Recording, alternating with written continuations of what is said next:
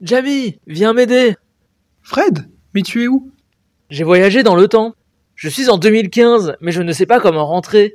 En plus, le docteur Emmett Brown, qui m'accompagne, vient de m'expliquer que je devais à tout prix éviter de changer le cours du temps ou de croiser mon double du passé. Ça risquerait d'après lui de créer un paradoxe temporel qui provoquerait l'implosion de l'univers.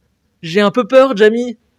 Bon d'accord, j'arrive, mais t'inquiète pas, l'univers ne risque pas d'imploser. Ce docteur n'a pas l'air de comprendre comment fonctionnent les paradoxes temporels. Allez Marcel, en 2015, aidons Fred à retourner vers le futur.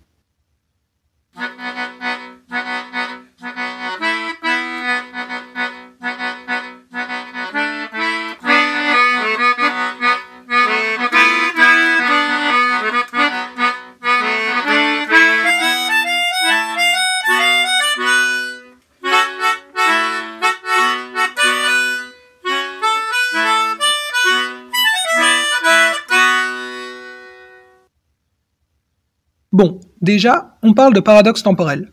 Mais un paradoxe, c'est quoi? Eh bien, en logique, un paradoxe, c'est une incohérence. À savoir, une affirmation qui se contredit elle-même. Un bon exemple est l'énoncé « cette phrase est fausse ».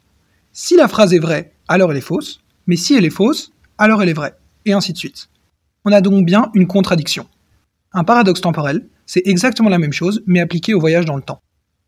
Ah oui, donc par exemple, si je voyage dans le passé pour empêcher mes parents de se rencontrer, alors, à cause de mon action, je ne peux pas naître. Mais comme je ne serai pas né, je ne peux pas empêcher mes parents de se rencontrer. Donc, mes parents se rencontreront.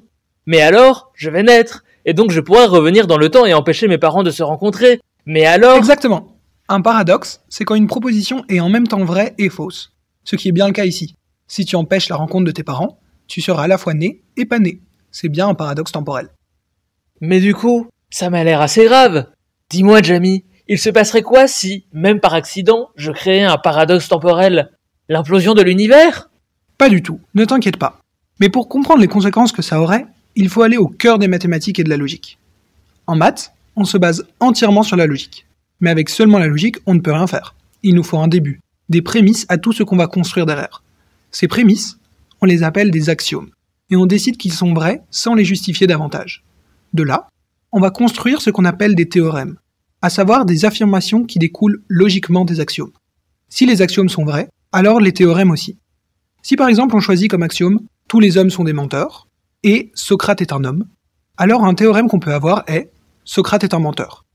Ici, le lien logique est évident, mais parfois il faut un raisonnement beaucoup plus complexe pour prouver un théorème. On appelle ce raisonnement une démonstration. C'est très intéressant tout ça. Mais dis-moi, Jamie, en quoi ça va nous aider? Quel est le rapport avec les paradoxes temporels? Eh bien, le rapport, c'est que les paradoxes sont utilisés pour faire certaines démonstrations. Je m'explique. Pour que tout fonctionne en mathématiques, il ne faut surtout pas qu'il y ait d'incohérence. Il ne faut pas qu'une proposition puisse être et vraie et fausse en même temps. Et c'est ce qui va motiver un procédé que l'on appelle démonstration par l'absurde. L'idée est la suivante. Imaginons qu'on veuille prouver qu'une affirmation est vraie. Alors, on va supposer que cette affirmation est fausse, et on va prouver que si c'est le cas, cela créerait un paradoxe. Comme il ne peut pas y avoir de paradoxe, on en déduit que notre affirmation est vraie. Si par exemple, je veux prouver qu'on ne peut pas diviser par 0, je peux supposer le contraire, qu'on peut diviser par 0. Alors, étant donné que 1 fois 0 est égal à 2 fois 0, eh bien, si on peut diviser par 0, par définition de la division, on n'aurait que 1 fois 0 sur 0 égale 1, et que 2 fois 0 sur 0 égale 2, et donc que 1 égale 2. Cela entrerait en contradiction avec le fait que 1 est différent de 2, et donc on en déduit qu'on ne peut pas diviser par 0. Eh bien, les paradoxes temporels, c'est tout simplement des démonstrations par l'absurde, appliquées au voyage dans le temps. Je vois ce que tu veux dire. C'est un moyen utilisé par des philosophes pour prouver par l'absurde qu'on ne peut pas voyager dans le temps.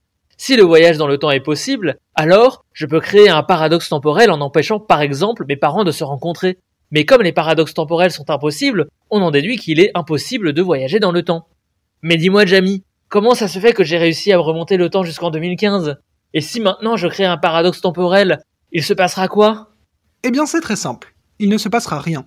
Si tu peux remonter le temps, alors ça signifie que le voyage temporel fonctionne d'une façon différente, qui fait que les paradoxes temporels sont impossibles. Vu que s'ils pouvaient se produire, cela signifierait que tu ne pourrais pas voyager dans le temps. Donc, si tu empêches tes parents de se rencontrer, eh bien ça ne créera tout simplement pas de paradoxe. Il est par exemple possible que les modifications aient lieu dans un univers parallèle, que dans un univers parallèle, tes parents ne se soient jamais rencontrés et que tu ne sois pas né, mais que dans cet univers, rien ne change. Mais on voit ici qu'il n'est pas question d'implosion de l'univers. Le paradoxe temporel n'est qu'un argument pour dire que le voyage dans le temps est impossible. Et si le voyage dans le temps est possible, cela signifie tout simplement qu'il n'y a pas de paradoxe temporel. Enfin bref, Marcel s'égarait parlant de ta position. Monte dans le camion et on te ramène en 2021. Et n'oublie pas ton masque.